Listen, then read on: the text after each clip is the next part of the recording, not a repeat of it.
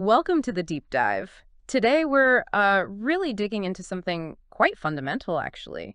How we figure out if a word we hear is a real word in English. Hmm. We're looking at an English listening test today. It's called Real Word Recognition, and it gives some, well, fascinating insights. It really does. Our goal here is to kind of unpack the mechanics behind that recognition and maybe more importantly, find some practical ways for you listening to sharpen those skills. And it's a great example because these kinds of tests, they really highlight the challenge, don't they?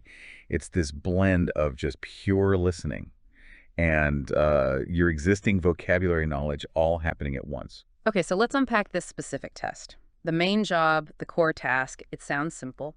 You hear a word, you decide if it's, legit English. Right. It's what they call a listen and select format. And the source talks about the praxis involved. What exactly do they mean by praxis here? Yeah, praxis is basically just the practical steps, the Yeah. how-to. So operationally, you click a little audio icon, you hear the word spoken. And then, if you think, yep, that's a real English word, you click on the word itself, which might be shown visually, maybe like word 1, word 2, word 3, or something similar. Gotcha. A quick listen, then a quick decision. Exactly. A swift judgment call. And speaking of swift, there's a time limit. 1 minute and 30 seconds for the whole test. That seems, well, pretty demanding. Oh, definitely. How does that pressure change things for someone taking the test? Does it force a different kind of thinking, maybe more intuition? It absolutely does. That kind of time constraint, it really pushes you towards automatic, almost subconscious recognition. You don't have the luxury to sit and ponder. No time for deep analysis. Precisely. Yeah. Your brain has to rely on its fastest, most well-worn pathways for word recognition. It favors that immediate gut feeling. Okay, this is where it gets really interesting, I think. The test actually gives tips. Mm-hmm. The first one is, listen carefully. Some words will sound not real. As a rule, if it sounds real, it is probably a real English word. Right. That's the first heuristic. And the second one follows logically. Likewise, if you have never heard the word before, it probably is not a real English word. So these are like quick rules of thumb.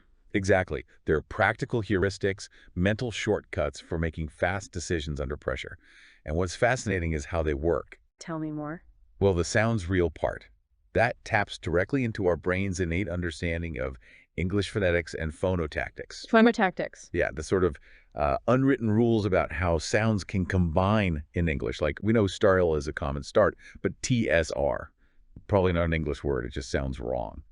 Okay. So even if a word is made up, like blicket, it might sound plausible because it follows the pattern. Precisely. It fits the mold. Whereas something like, I don't know, NX just feels impossible in English. Right. And the other tip, never heard it before. That one's all about your mental lexicon, your internal dictionary. Yeah. Is a direct check against your stored vocabulary. The more words you've been exposed to, the more reliable this check becomes. It's like a quick search query in your head. Do I have an entry for this? Basically, yes. But remember, these are probabilities, rules of thumb, not absolute guarantees. Good point. Okay. And there's another helpful feature they mention. Click on the speaker icon to replay words as many times as you like. How does that fit in, especially with the clock ticking? That's a really interesting strategic element.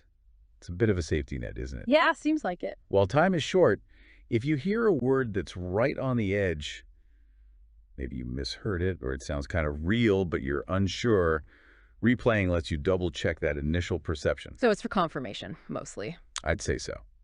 Using it strategically on just those few tricky ones could boost accuracy without costing too much time. It's a quick validation tool. Okay, so stepping back a bit, if someone wants to get fundamentally better at this skill, recognizing real words quickly, what's the foundation? The source says quite clearly, you must know parts of speech and knowledge of vocabulary. Right, and those two are deeply connected.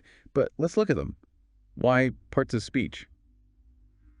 Might seem a bit abstract for just recognizing a word. Yeah, I was wondering about that. How does knowing if something is a noun or a verb help you decide if it's real? Well, it's about structure. Even if you don't know the word defenestrate, for example, the ate ending strongly suggests it's a verb. It has a recognizable grammatical shape. Okay. That structure makes it feel more word-like than just a random jumble of sounds. Yeah. It signals linguistic possibility. If you heard glurping, that inding makes it sound like something likely a verb or gerund. even if you've never heard glurp. So the grammatical ending itself is a clue to its potential realness. Exactly. It fits a known pattern and a knowledge of vocabulary that's more straightforward, right? Yeah, that seems directly linked to the never heard it before tip, more words you know. The fewer words will trigger that never heard it flag. A wider vocabulary means more words are already logged in your mental lexicon as real. It expands your database. Makes total sense. So we understand the mechanics, the tips, the foundational knowledge. What's the practical advice then? How do you actually improve these things? The source suggests something pretty intuitive, actually. Which is? Try to listen to many different forms of audio recordings, news, podcasts, etc., and listen to YouTube or movies. Okay, so basically, consume more English media. Essentially, yes, but it's how that helps. Consistent exposure to diverse audio, different accents, speeds, topics, fine-tunes your listening comprehension. Your ear gets better at parsing natural speech. Right, you get used to the flow. And at the same time, you're naturally encountering new words in context, which directly builds that vocabulary knowledge we just talked about. So it tackles both sides, the listening skill and the vocabulary database. Precisely. It's about immersing yourself. That regular exposure enhances your ability to make those quick, real or not real judgments almost automatically. It builds that intuition. Okay, so let's sort of wrap this up. If we boil down this deep dive, recognizing real English words isn't just one thing. It's this interplay, isn't it? Between trusting your ear, does it sound right, based on English sound patterns, and checking your internal dictionary, have I come across this before? Yeah, that dual process is key. And strategically using things like the replay function, understanding cues from parts of speech, and crucially just consistently engaging with lots of different English audio and video, that's the path to getting better. Well put. It's an active process of both subconscious pattern matching and conscious knowledge retrieval. So here's a final thought to leave you with, something to maybe mull over. Okay. How does our own personal dictionary of real words keep changing, based on everything we hear and read each day? Does that line between what just feels familiar and what's actually definitively real, does it get kind of blurry over time? That's a fascinating question. Our lexicon isn't static, is it? It's constantly adapting, absorbing new terms, slang, jargon.